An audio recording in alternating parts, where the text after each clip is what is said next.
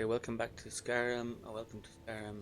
We are with our level 1 conjurer character, Fiha.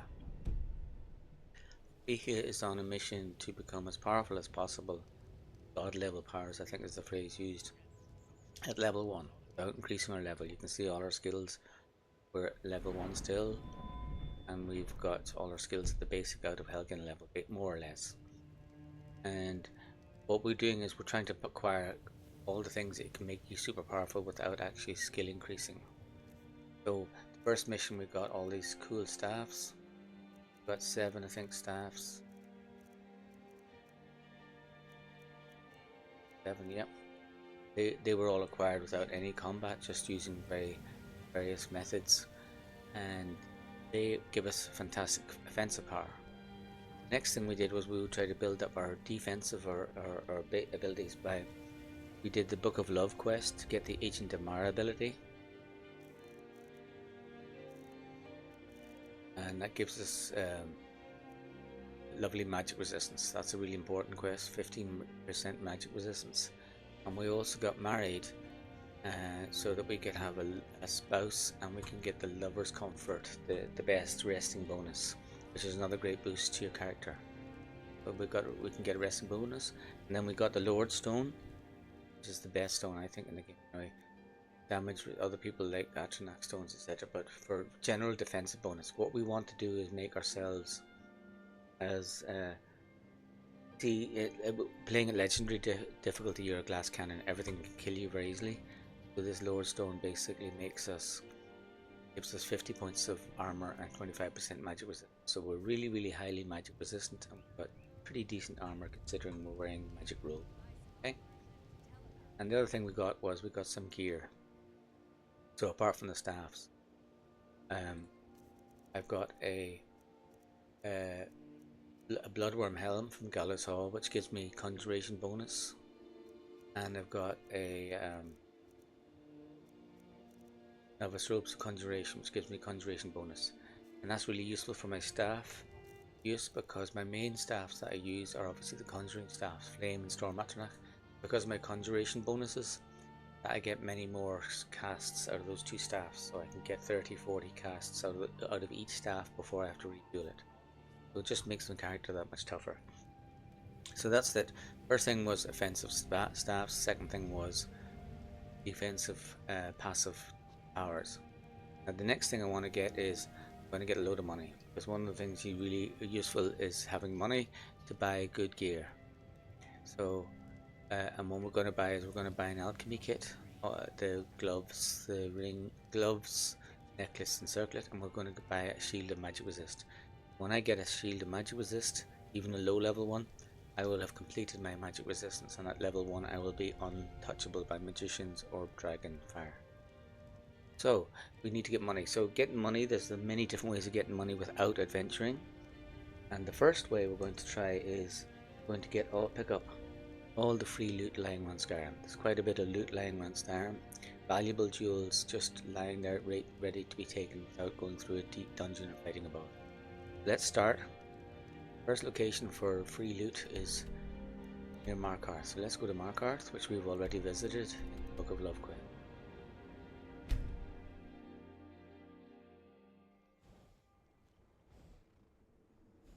Normally I would do 2 or 3 things together.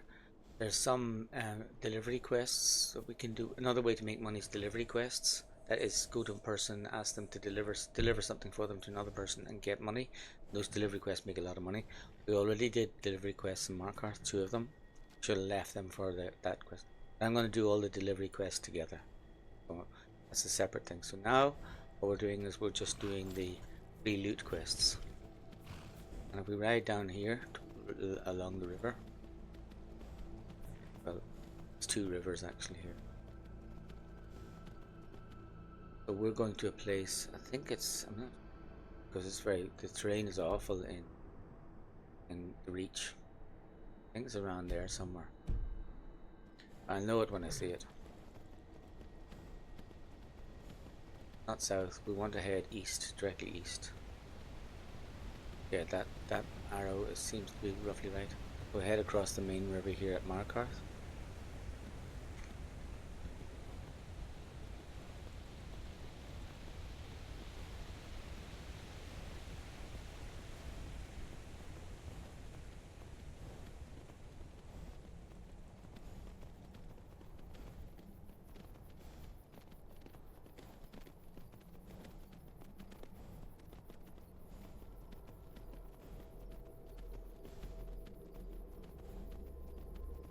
If you're not too sure where we're going, you see that hill in front of us, that weird building on top of it with a kind of Asian looking, like a pagoda?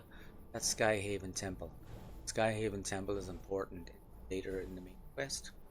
That's at the foot of Skyhaven Temple, there's a river. That's where we're going. I turned around. We're looking. Oh, She doesn't have the scar. there's the famous red guards. Oh, you're right.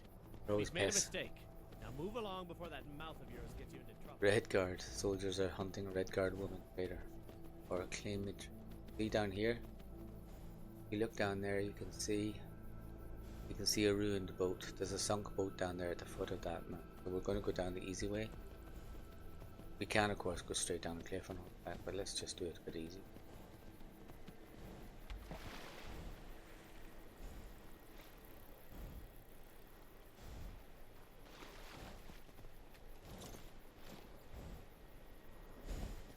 To look for the sunken boat, half sunken boat. We have to be careful here because moving the oars can dislodge all those jewels. So let's save. We go, and this is the main one. Look at that, the flawless diamond, 1000 gold. That's probably the most valuable. No, it's not actually. There's another quest item, but there's a more valuable flawless jewel you can get, but it's a big quest item. See that? There's another green. Oh, this is where you don't want to be doing messing around. There's another green one in there. See that? There it is. I can see it, but Emerald 6. You can see that we've got. I think we've got about 2,500 gold there worth of jewels. Let's take a look.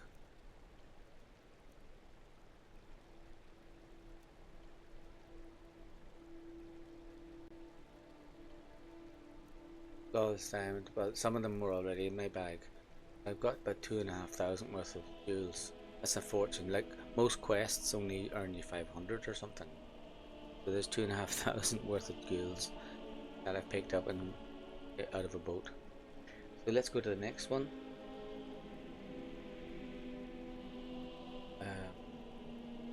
Froki's necklace. So it's not Froki's necklace, but there's a necklace near Froki's shack. I can remember where it is. It's over. It's the other side of Iverstead. You run down through the mountains to Iverstead, you come to Autumnwatch Tower, and there's a place called Froki's shack here. Froki has a special archery bonus amulet, but I'm not going to get that. I'm going to go for. There's a piece of jewellery lying out in the open, so let's just ride south from Iverstead.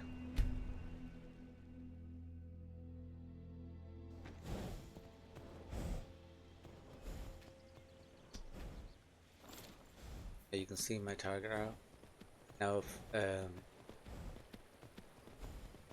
think you can see ahead there, there's the Imperial symbol, which is the folded up dragon there, just at the S. I'm going to run through that because that's an Imperial camp, soldier camp. Just pick up a travel point. Not that I'm likely to ever use it again, but it's nice to pick up. And the ruin to the left is a dwarven ruin full of bandits. I'll just pick up, slightly divert and pick up the camp.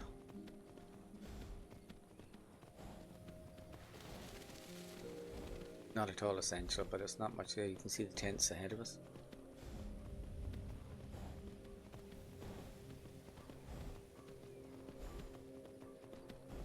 Sometimes, you know, you get dragons around here, or you get bears and bandits, and you can lure them. You can get them fighting against the Imperials.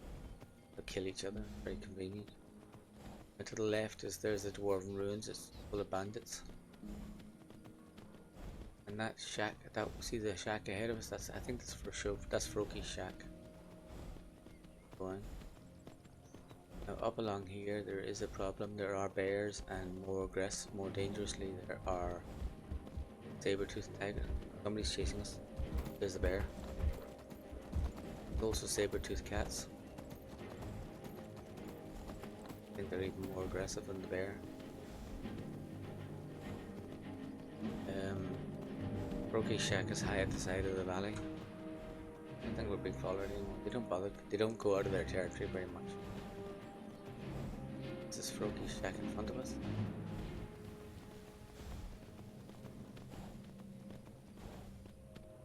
There's a bird's egg. It's an alchemy ingredient.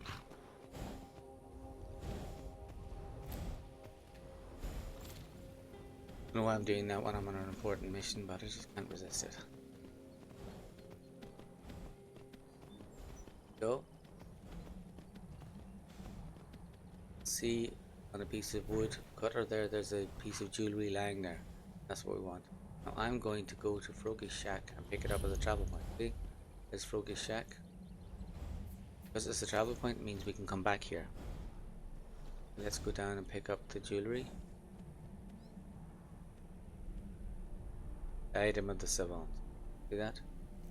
Let's take a look. This is not just expensive jewellery, it's actually enchanted. There you go. Spells in all schools cost less magicka. I don't know how much it's less. Spells cost 3 or 5% magicka less. So there I've got a amulet of RK, which is extra health. So I can sacrifice that health and put on the amulet, the diadem of savant. And now I got a third magic reduction bonus of 3 magic reductions. So we can check later. I'll check later on what's the exact bonus of that. But I've got the blood won't help. I've got reduced conjuration, and oh, the diadem. Okay, that's the problem. I thought that was a necklace. The diadem is actually a headpiece, so that would replace my conjuration helmet. That's no good to me. That's fine. I'm gonna sell it then. Now it's money. It's just pure money.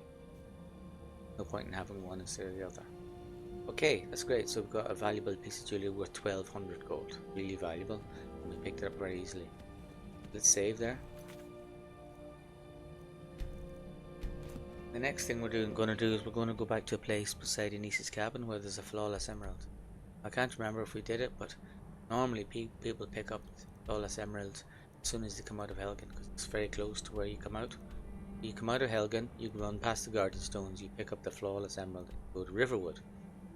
So in our case, but the problem, remember, all these things respawn. That fabulous loot of good jewellery in the boat, that diadem on the block, and the flawless emerald, they all respawn. I think it's after every 10 days, but it could be something like 20. So let's hope, let's go back, because we should be at least 10 days since we last went to flawless emerald. So we should be able to pick it up again, even though we've sold it already. This is one of the beauties of Skyrim. Let's save. Travel to Anissa's cabin. Closest location.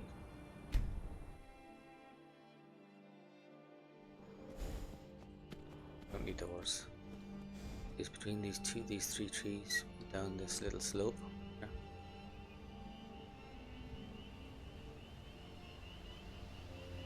Behind this tree there's a skeleton, dead animal.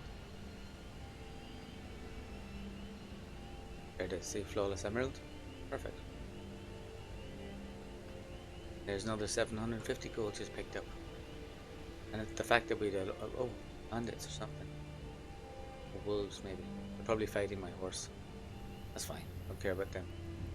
The next thing I'm going to do is I'm going to go to another place for this jewellery. And it's here behind the shrine of Merun's Dagon. Now this shrine is, I think we already looted it when we were going to the Lord Stone, but it should be restocked. So we'll go there next.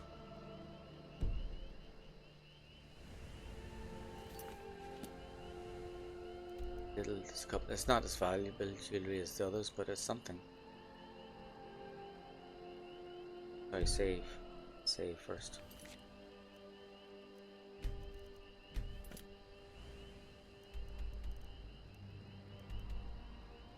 Now if you don't have a fast travel point to it, no problem. You just ride up from.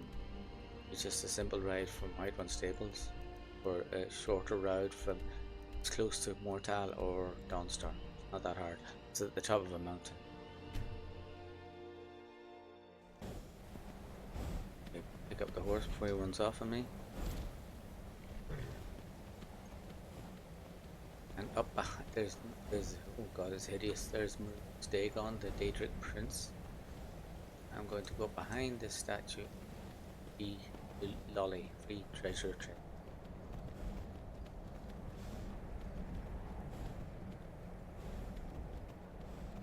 Up we go. Not a baddie in sight. Very nice.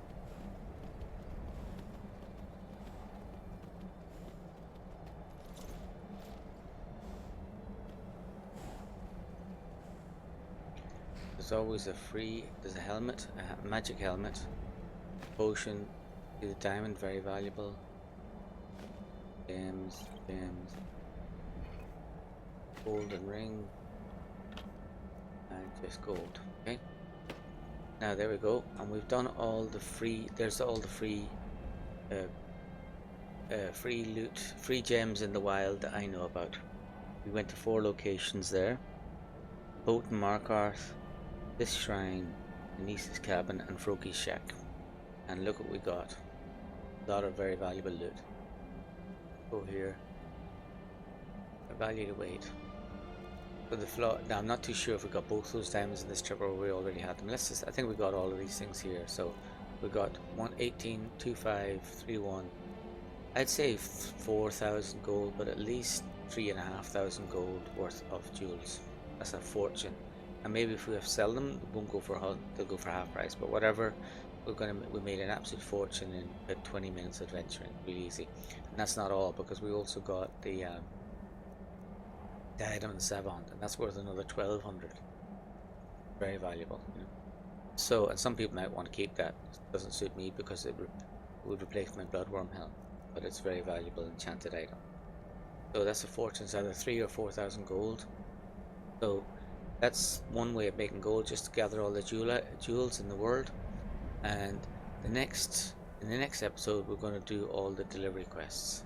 It's a bit slower, but it's a guaranteed way to make money, and it's fairly effortless. So let's wrap there.